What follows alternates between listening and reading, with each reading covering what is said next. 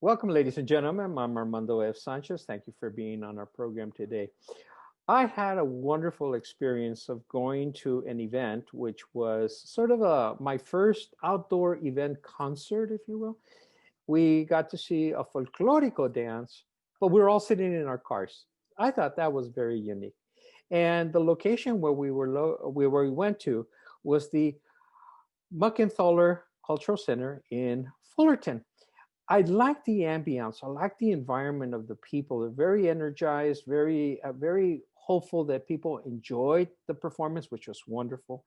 And then as we got to walk around a little bit of breaks time, I got to meet some of the staff members. And today we're going to talk to one of those individuals, which we met today.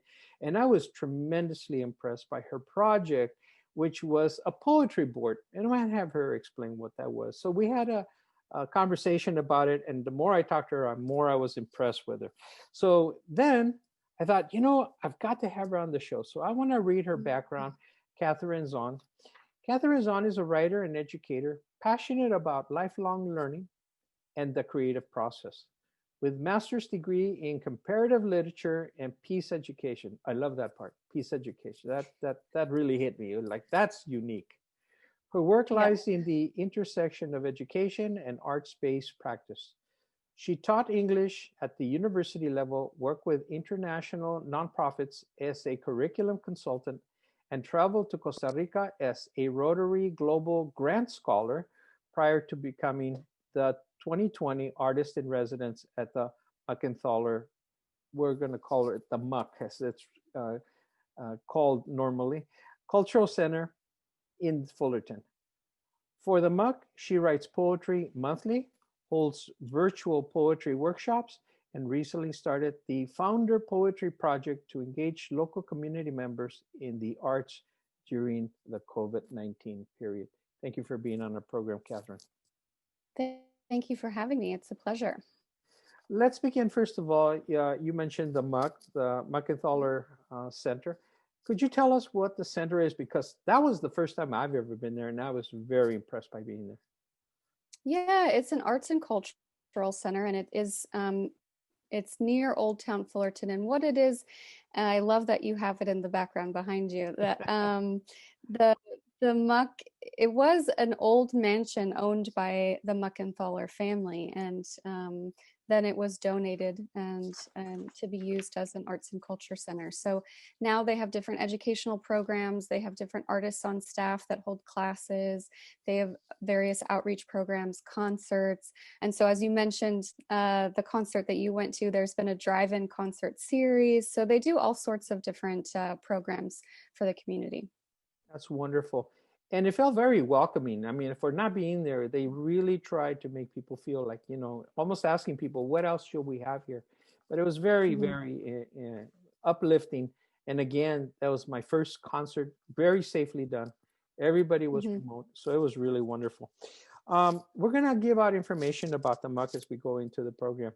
The focus now is you. Okay. Your background is very impressive. It's very broad-based. Many subjects, and then having gone to Costa Rica as well. What motivates you personally as a writer dash poet? I think connection. I love, how we connect with people, with communities. And I think, as you mentioned at the beginning of my bio, I'm passionate about lifelong learning. And to me, having that connection with people, with a community in which we can all learn together and learn new ways of being in community together, I think that's what's really inspiring to me. And then from in regards to my poetry, I also draw a lot of inspiration from the earth, the environment, outer space. Actually, I'm kind of fascinated by space recently, and dark holes and dark matter and all these things that science can't quite explain. So there's some metaphors in there that I play with. But yeah, I think, as an educator / writer, those are the things that really, stories, people's stories are so interesting. And that's one of the things that I loved so much about teaching and working with international students, is that I would get to hear all of the stories about their cultures, about who they are, about their families, and that's what fosters that connection. And so for me, that's where the writing and education really come together, is in storytelling. Let me take you back a very few years because you're a very young person. Let me take you back. When do you remember being inspired for the first time with the idea that you could write poetry? Well, it's interesting because poetry actually didn't come to me until later in life, when I was in my probably late 20s. But I was writing ever since I could pick up a pen and paper. I mean, I used to carry around a little notepad and a pen and pencil and interview people and write things down. And I was quite small when I started doing that. So as soon as I could scribble, even before I could write letters, I mean, I was writing on a notepad and just making things up. So it's, I think, been in me from the beginning. So, as some individuals have to fight it, it just sort of came natural to you then. Yeah, I think so. But it's interesting because there was a time when it's hard to put your work out into the world. It can be a scary thing to write something that feels so much a part of you, and then, put it out for others to see and hopefully, relate to. Um, so there was a while I worked in publishing when I was straight out of my master's in comparative literature, and I worked in the publishing industry. And so I was kind of working in the field of writing without actually working on my own writing. And so I kind of realized, like, hey, wait a second. So then I shifted gears. So, you see a book coming down the road with your name on it in the front?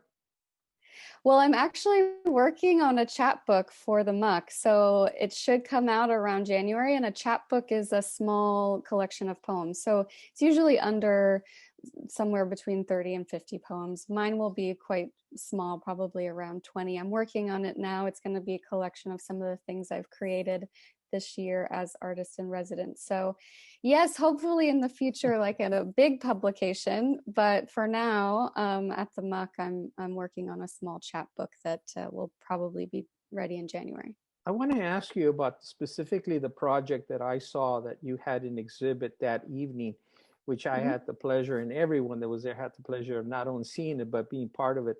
But before I get to that one, I want to ask you, of all the persons you've interviewed, is there some one person or two persons that stand out in your mind that you interviewed that really made an impact on you?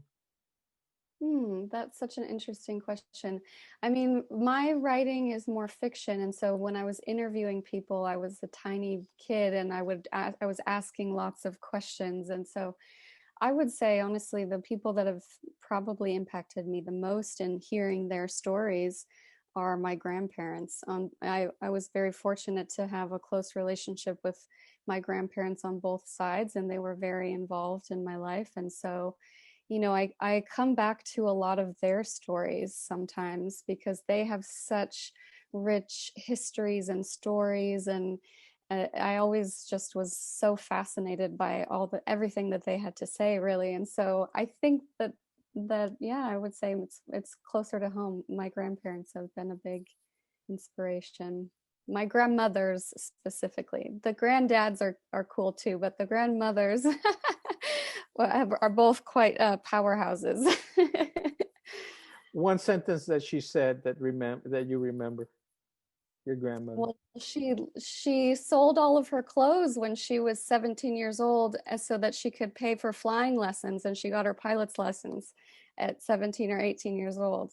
So that story to me embodies just so much who she is, and also she and I have a lot in common.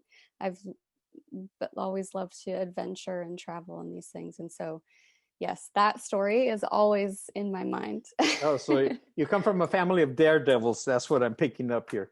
That's wonderful. Well, Uh, yes. Now, to specifically, we don't have.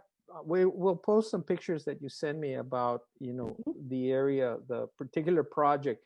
But tell me more about that project, sort of in a visual sense, explaining it Mhm. orally.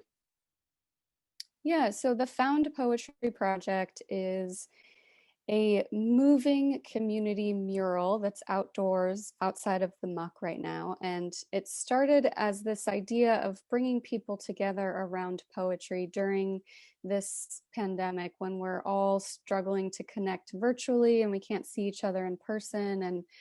And so I thought the Muck at the time, at the beginning of the pandemic, was distributing art kits for families. And they could just drive through and get a free art kit. And that idea really inspired me. And I thought, how can we bring poetry into everyone's homes during this time and create some connection? And so I started doing these virtual poetry workshops. And the idea for the found poetry projects was that I would do a tutorial about how to create a found poem. So people could use a chosen text at home, a newspaper clipping, a magazine article, whatever they like, and they find the poem within the text on the page. So the words are already there. They just have to choose them and organize them. And so it was kind of an invitation to find the extraordinary hidden in the ordinary during all of this crazy year. And so after the tutorial, I invited everyone to send in the poems that they created at home. So they could either mail them to the Muck or send me a photo of what they created. And we used what everyone created to to make the mural. So in sticking with the idea of found poetry, we also used found objects. And so the mural is 3 panels, front and back. They're each about like 4 feet by 8 feet.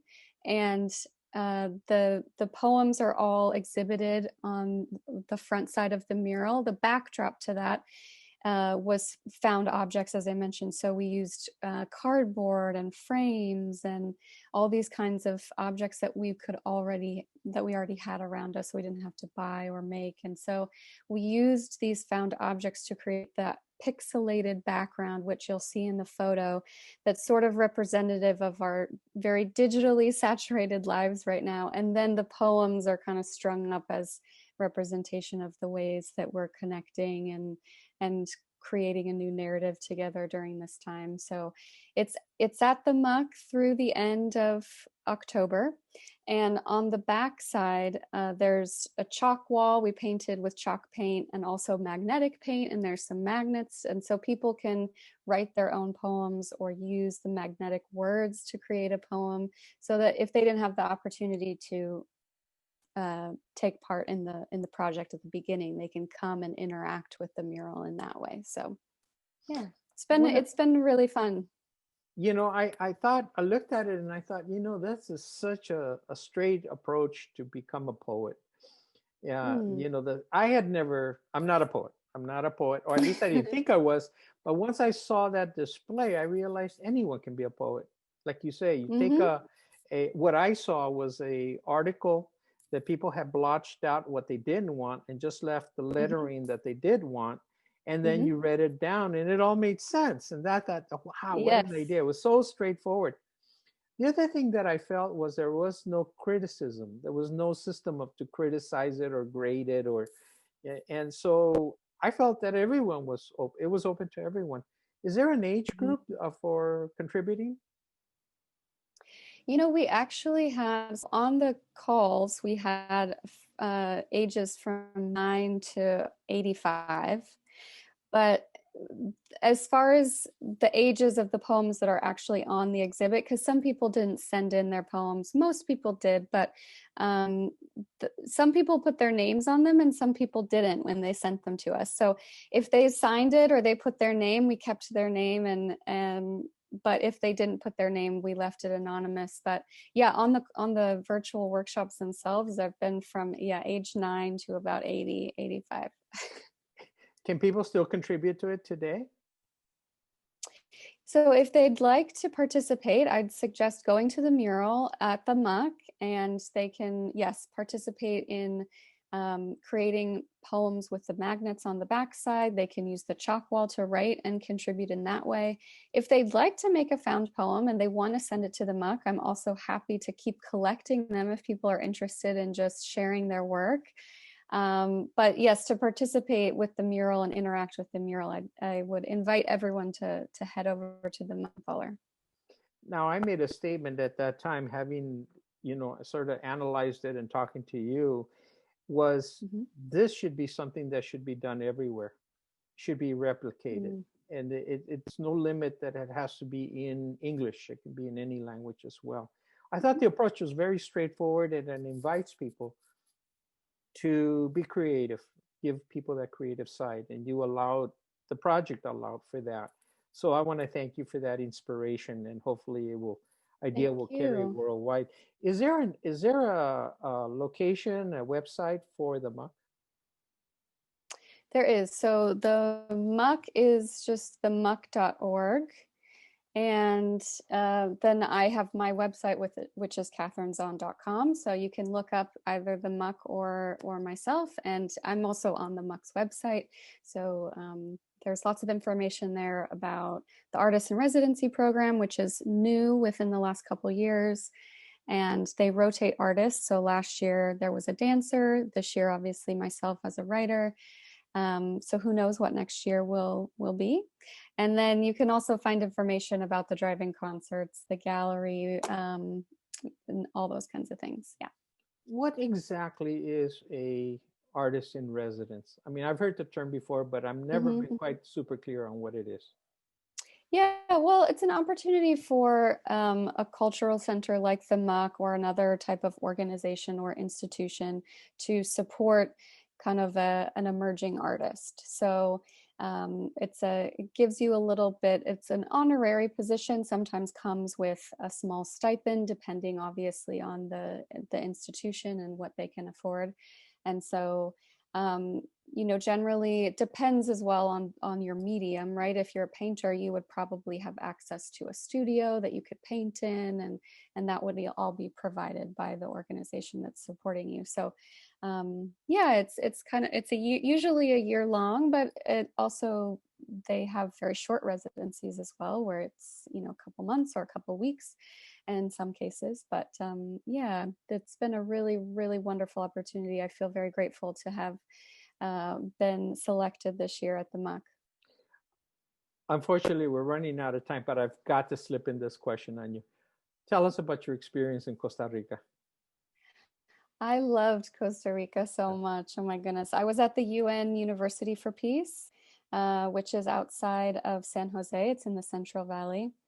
And the people were so warm and lovely, and the culture, and obviously, of course, the beaches and the lush green. And I mean, it's a wonderful, wonderful country. It was wonderful to get to know some of the locals there and practice my Spanish, and it was incredible. I'm very grateful to the Rotary for that.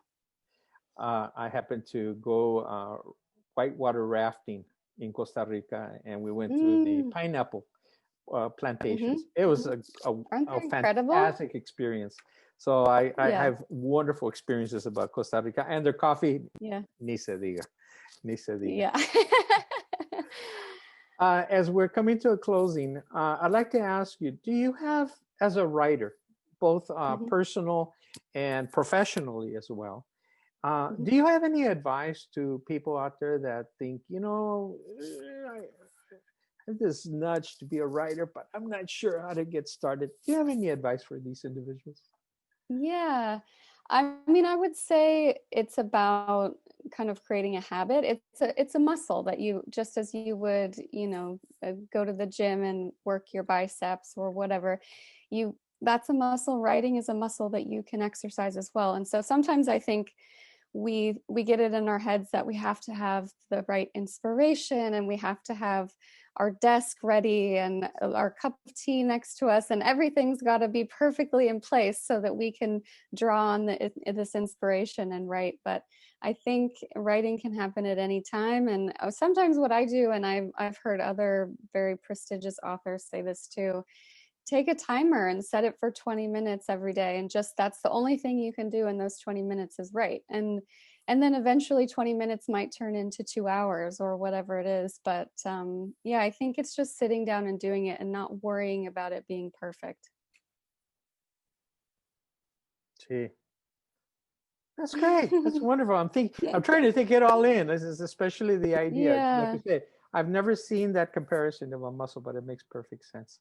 So before we say yeah. goodbye to you, Catherine Zaun, could you give us please the contact information, please, for the Muck? Yes, so you can, the Muck's website is muck.org, and you can also go and email the Muckenthaler at info@themuck.org. And my email address is katharinezaun at katharinezaun.com.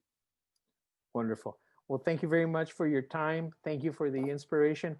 I love your poetry project. It was so straightforward, so simple, and yet it meant so much to so many people that were standing Oh, there thank you reading so them. much. That's what just brought my attention. And I remember asking, my God, this is a great project. And you happen to be standing next to me and some of the other Yeah, beautiful members of the Muck. So thank you very much for your time. thank you so much for having me, and it's so nice to see you again. Thank you. Thank you very much.